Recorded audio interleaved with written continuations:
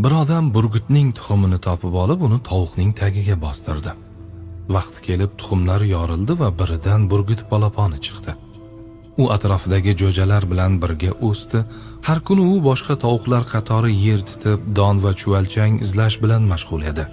Uning fikricha, hayot ana shunday bo'lishi kerak edi.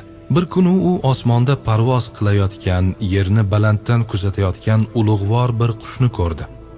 Uning oltin tusli qanotlari shamol oqimi bo'ylab harakatlanar, go'yo havoda suzib ketayotganday edi.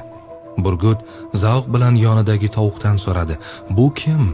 Tovuq javob berdi: "Bu burgut, qushlarning shohi. U osmon uchun yaratilgan.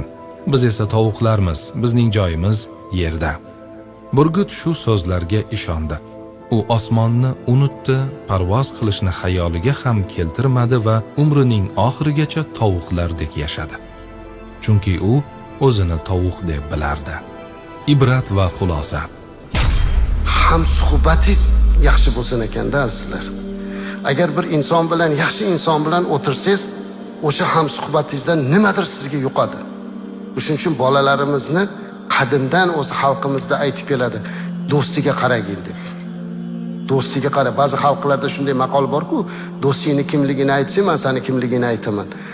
O'sha juda muhim masala, bu shar'iy masala. Shuning uchun bolalarga juda ham ehtiyot bo'lib, ularni tarbiyasiga qarashimiz kerak bo'ladi.